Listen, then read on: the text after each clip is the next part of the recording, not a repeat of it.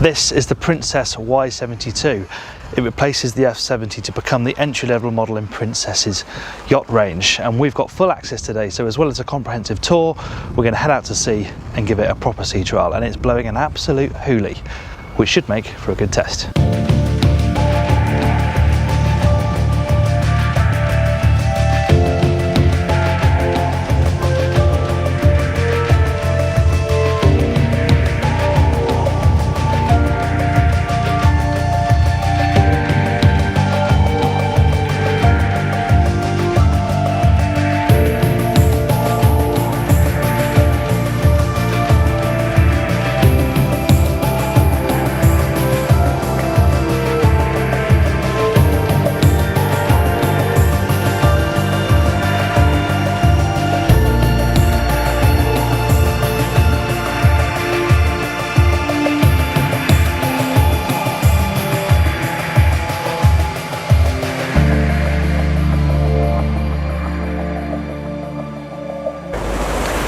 What's great about a planing boat of this size is the flexibility you have in cruising speed. So we're doing 10 knots at the moment, the engines are doing 1000 RPM and they're sipping 33 or 34 litres each. And with that, you know, the range skyrockets, 700, 800 miles, absolutely no problem, especially on this version of the 72, which has got the larger fuel tanks. But the beauty is that if you do want to get a move on, you've got 1,650 horsepower MANs on each side of the boat, and a top speed of 33 knots. So that means you can drift along at 20 knots and it really feels like the boat is hardly moving, or you can go along at 30 knots on something that's over 50 tons. You want to get a move on. It just gives you this amazing amount of flexibility depending on the situation and what you want to do with the boat. And the other thing is, this boat's got fin stabilisers. You can have a gyroscopic stabiliser if you prefer. This one's got the fins, so if you do want to travel at displacement speed, even if it's a bit choppy and there's a bit of a swell, it's so comfortable to do so. And the deck spaces on this thing are so nice that guests may want to use the foredeck and the sun pads and the cockpit when the boat's moving along. And if you're moving along at slow speed with those stabilisers on, you can absolutely do that. If you want to get a bit of a move on though, 30-knot cruise feels absolutely lovely. Now, it's not choppy in here, we're inside Plymouth Sound here, inside the breakwater, but we were in some properly challenging conditions. Hopefully that'll come away on the drone shots. And the boat handled it brilliantly. Okay, it's sending great angel wings of spray off the bow, as those spray rails should do, and some of it comes over the flybridge, but the hull feels absolutely rock solid, and that's what you expect. You're into the yacht range here. You know, this is the first rung on the ladder in Princess's yacht range, and the way with it just solidly ploughs through the water gives you real confidence that if you do get caught in heavy weather when you're on a longer passage, the boat's going to handle it absolutely no problem. Now, as I said, this boat's got the twin 1650 MAN VTOLs. There's a 1400 horsepower option as well.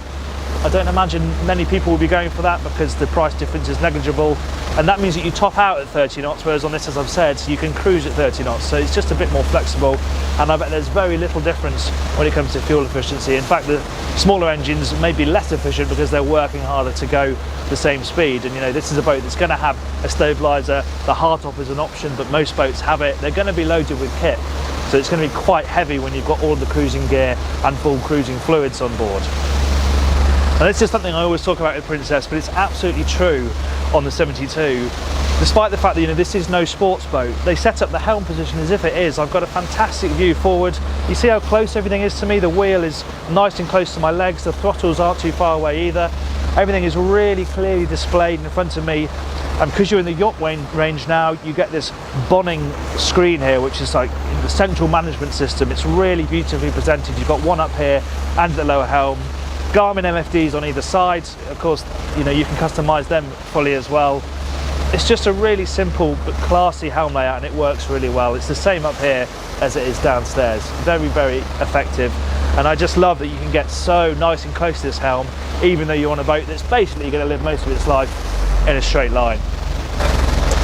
And having said how solid this boat feels in a straight line, and I have to say it's a pleasure to be able to test the boat in proper challenging conditions. It's been a sort of force 5 gusting stronger than that today with a swell to match.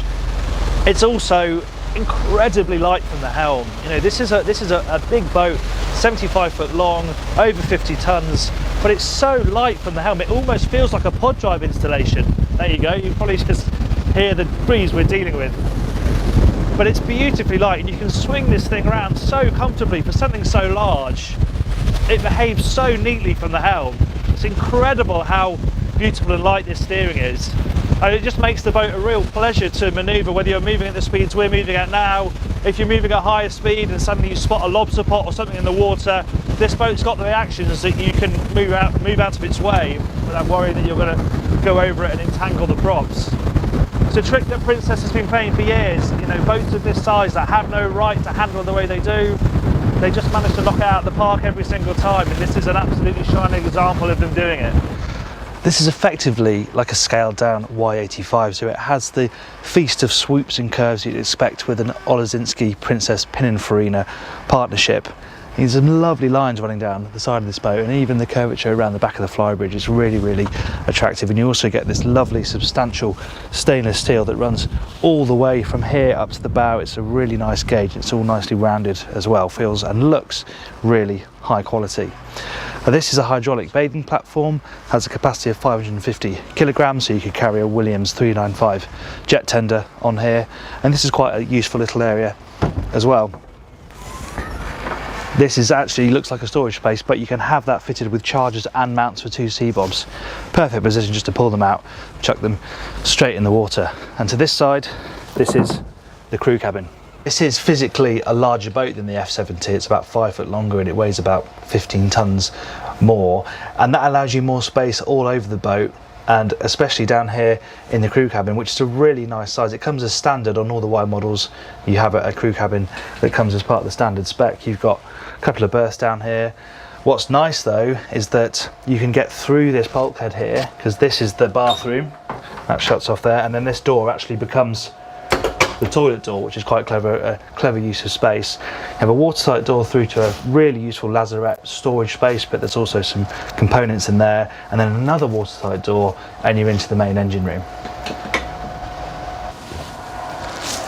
As I said, through a second watertight door, here you are in the main engine room. Now, bearing in mind, this has got the largest 1,650 horsepower MAN V12s in it. There's a decent amount of room in here. I mean, they are big old engines. Headroom is absolutely astonishing in here. Really good amounts of artificial light, and lashings and lashings and lashings of soundproofing. So we'll find out on the water. This is a very quiet boat from the lower helm. When you see this, you can understand why. It's really easy to get to everything. They're all water strainers. You've got washdown in here, freshwater washdown. It's really neatly organised and very, very clean indeed. And as you come up to this cockpit, as well as these super chunky railings I've already mentioned, look at the size of the mooring gear. It's absolutely fantastic. These fair leads are an absolute work of art. And as an option, you can have boarding gates on both sides of the boat. Makes it a bit easier to get on and off if you buy a raised quayside, for example. You come to the cockpit, it's really, really nice space, very well protected. The overhang goes a long way over this area, so you get protect from not only sunshine but also rain if it's a bit wetter. And I like the fact that there's plenty of detailing in this overhead. It's not just a slab of fiberglass. You've got the lighting up there, you've got some speakers, changes of tone and texture. Looks really good. And the way that the seating here wraps all the way around, this person sitting here isn't left without a backrest, gives you a nice amount of support. And of course the table is in sort of travel mode now. You've got handholds and the cup holders on show, but you've got little finger slots inside the leaves, and they open up, so you have a really nice sized table if you do want to serve food down here. The other thing to point out about this area is railings absolutely everywhere. There's the upright where the steps are there, but it's nice that you've got this just to grab onto. And in this slot, as an option, you have a wing station. So from here you have full control of both engines. You know, that's the same set of throttles that you have at the lower helm and the flybridge helm. You've got your engine stop start, anchor in and out, and then you've got control for the bow thruster and the stern thruster from here. So if you're berthing stern 2 in the Mediterranean, you're right here at the back of the boat with a fantastic view. And actually, even if you're coming alongside, it's quite nice to be this close to what you're coming alongside to, and this allows you to do that. There's some great subtle detailing all over this boat, and there's a great example around here. The fact that the teak treads sort of pour down the front of the steps, so there isn't any fiberglass on show really, and they're inset with really nice LED lighting which actually runs all the way down the sides as well. But it's stuff like this deck drain here, it's really subtly incorporated. It means that if you get a lot of water coming down the deck, it drains away into there, it doesn't come into the cockpit, and you have a completely flat threshold between the cockpit and the saloon. There's no lip to stop water going in. Again, there's a deck drain there so that the water drains down into there and obviously not into the saloon, but it's all really subtle in the way that it's incorporated into the deck. But of course, the star of the show when it comes to the deck spaces is the flybridge, so let's head there next. There's more smart stuff going on here, even up on the staircase. This just looks like a handle, but actually this is the locking mechanism. When you have it that way, it locks the door open so it can't slam down. When it goes that way, you can pull this down and then this becomes the lock when the hatch is shut. Really lovely piece of design. And again, look at the quality of the stainless steel here. It looks and feels fabulous. And this is a really impressive deck space. You know, we say it's sort of based on the Y85. It doesn't feel that much smaller really. You can have this area completely open if you prefer. Can keep the tender up here. Obviously you need a crane to put it in and out of the water. But this is a really nice layout with the sun pad. And I like the way the backrest arcs around there, so makes it as comfortable as possible. And the way the seating swoops from end to end. Really big dinette is the focal point.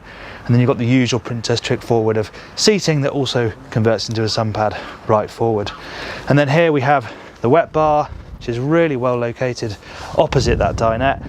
All the things that you would want in here. You've got your grill here, fridge, sink, really well prepared to serve guests up here. Now the hardtop is an option. They only built one F70, I think, without a hardtop.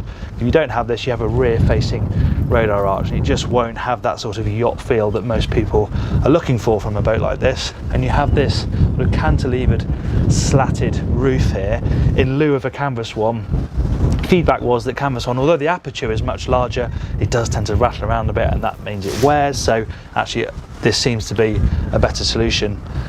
Upper helm here, ergonomics are really, really sweet, and what's nice is that the skipper is actually in the middle of the boat, so they have the best possible view, but there's still space between the two seats, so the navigator can get out without disturbing the person driving the boat.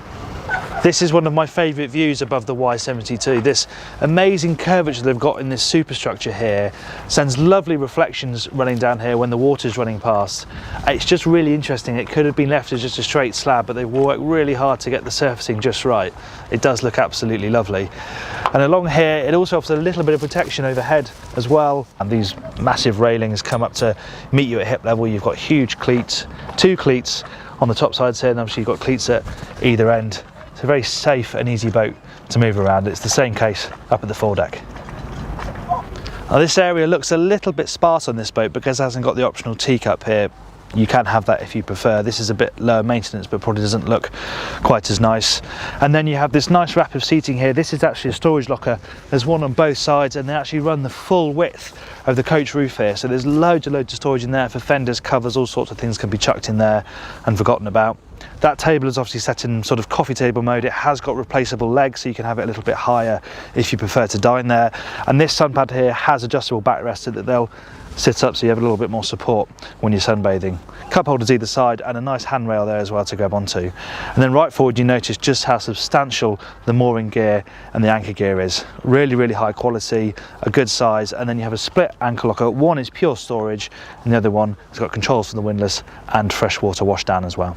Let's have a look inside, shall we?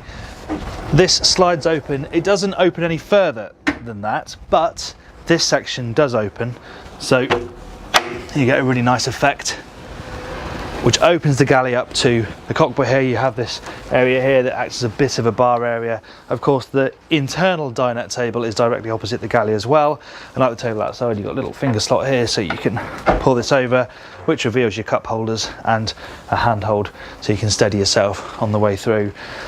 Again, the detailing is really good. You don't have to lift up any cushions to get to storage in here. Any storage is a drawer basically underneath the sofa, so you don't have to lift off cushions and fiddle around with lids. It's really, really easy to get to. Another key thing about this saloon is it has a completely flat floor. In fact, this deck is flat all the way from the transom right to that companionway there. There's nothing to trip up on in the middle, and that just makes the space feel so open and large and luxurious. There is a little step down into the galley to account for the full-size fridge freezer. Lots of storage incorporated into this area. This bar return here has got storage in it. It's got the bin inside it. You have a dishwasher here as an option, sink obviously, and then you have your Miele induction cooking. It's a nice comprehensive galley arrangement aboard this boat. And moving forward, one key change is that you have these bar stools here. Now they are optional, you don't have to have them. If you don't have them, you just have a bit of space here. But I think they're going to be quite a nice place for guests to come and sit. Obviously you can arrange their drinks, nibbles in front of them, a nice place to sit with a coffee in the morning. And you do get the benefit of these absolutely enormous saloon windows. Both sides, the views out are just spectacular. And because the sofas are set quite low, and they're set quite low, you have a really nice view out, even when you're sat down in this saloon. Now this area feels particularly spacious because there's no coffee table. That will be an option, it is an option, it should be on this boat, it hasn't been fitted quite yet. But actually I quite like the fact that you've got so much floor space, but it strikes me that this is a large area with nothing to hold on to, and I think a nice handhold in the ceiling here could work really well, wouldn't have to look too ugly, and actually just gives you something right here that you can grab onto if you're moving around the boat when it's at sea. And we come right forward, you obviously have a lower helm station on this flybridge boat. This is access down here to the master cabin. I'll have a proper look at that later on. I really like this area. I think they're great for when the boat's going along. It's also a nice place to be when the boat is stationary because it's raised up higher, so you get a really nice view out. And Princess has even incorporated this, so you can have a little workstation, put your laptop out. What a place to work from this would be. Very nice. So a close look at the helm. So this is your lower driving position. It actually features some new stuff for Princess, so it has a new seat design.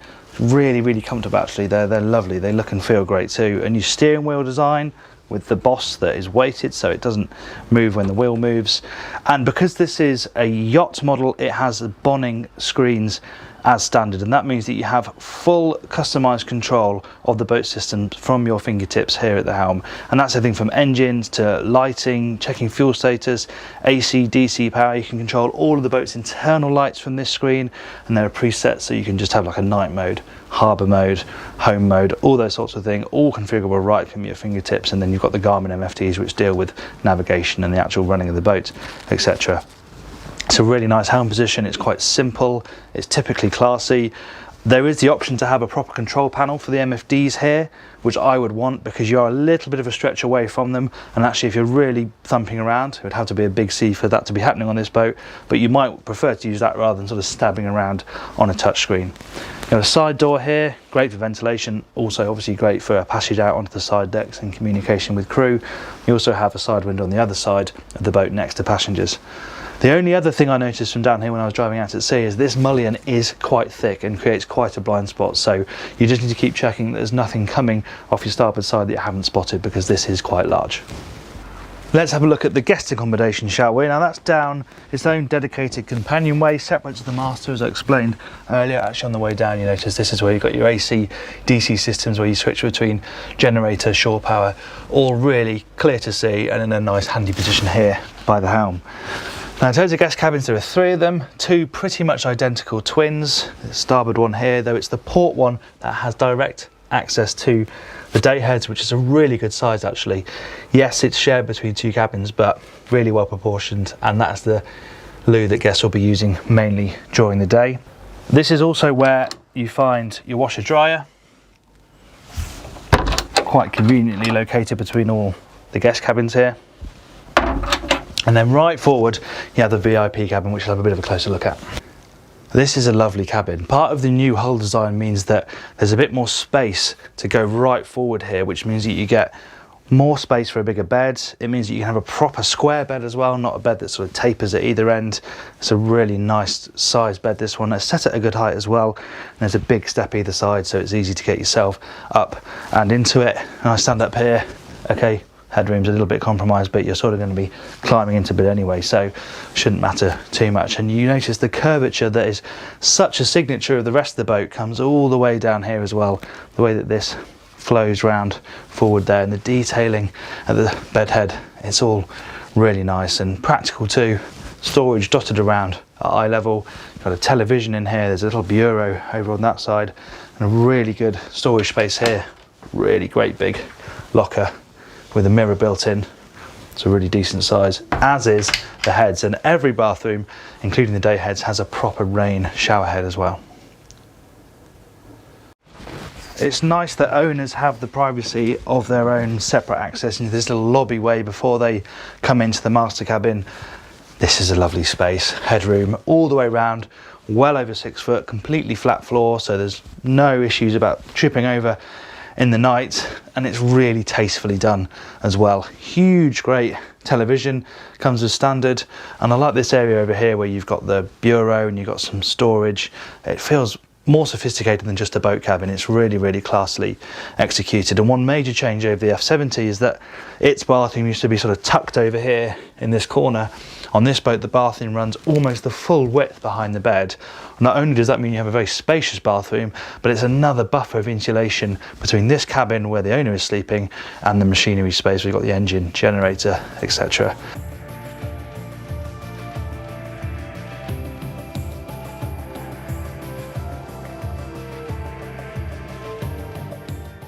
Thank you very much for watching this review of the Princess Y72. If you enjoyed it, please give the video a like, and be sure to subscribe to our channel and hit the bell icon so you're notified every time we upload a new video.